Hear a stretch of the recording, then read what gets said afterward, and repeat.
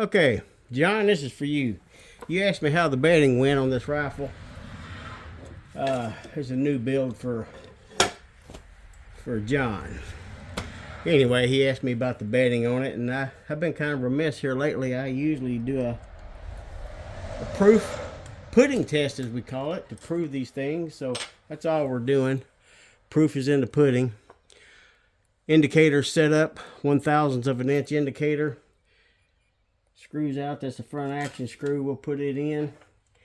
But anyway, being as he asked, and I couldn't remember exactly what it was and what it wasn't. So I'm going to put that in there a little bit right there. I'm going to go ahead and, let's see right here. I'm going to zero out the torque wrench here. I'm going to put it on the rear.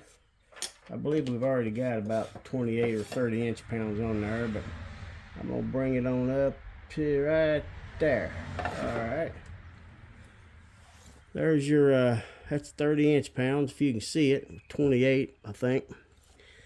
Anyway, so now we're going to go ahead and get on the front one.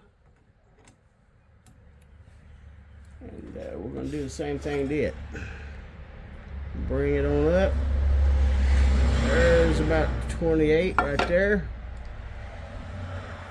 There's your 28 inch-pounds, John. Now the indicator sitting on 0. That's 1/1000th of an inch indicator, as a reminder, in case we got somebody new watching this. 1/1000th of an inch is about the thickness of a hair on your head is typically between 1/1000th and 2/1000ths thick. So if you stuck a hair in between the stock and that thing, it would move about 1/1000th or one of them little increments, possibly 2. When I flex my barrel, see how that needle is moving right there? All right, we're zeroed in. Let me, let's go to here. Show me this. Here. There you go. You can see the 0 there. All right, now we're going to back it back down to here. Let me back it on out. All right. So we got the 28 inch-pounds on the front, 28 inch-pounds on the back. We've proved that the thing is actually, it'll flex. If this action moves at all, you leave the rear tight and you loosen the front. When you loosen that front screw, if there's any stress or any imperfection in that bedding right there, it'll move. All right, we're sitting on 0 over there. We break her loose, and we pull her on out right here. There's your pudding, and I'll zoom it back in so you can actually see it again here. There's zoomed in. There's your indicator afterwards, and zoom her back out. I'm going to put this back in here. Tighten her back down. This will be a reverse test. There's your indicator. Here's your put our back to 0. The little blue dial there moves when you if you're not used to them. As you tighten this up, the blue dial tells you how deep you got. So I don't think y'all can see the mirror, so I'll bring it back up. There's 28. Ooh, let's just break that mirror. One of these days I'm going to break it. 28.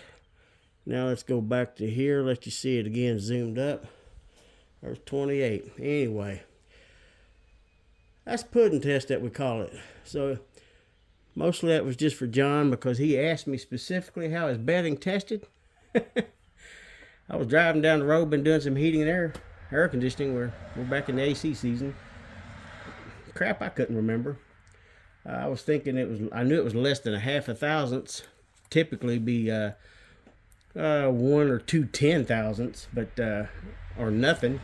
All I remember is I was particularly happy with it. So there you go, John. I'll post this so you can take a look at it, and then we'll probably end up deleting it off a little bit later. Everybody's tired of seeing it, but John's not.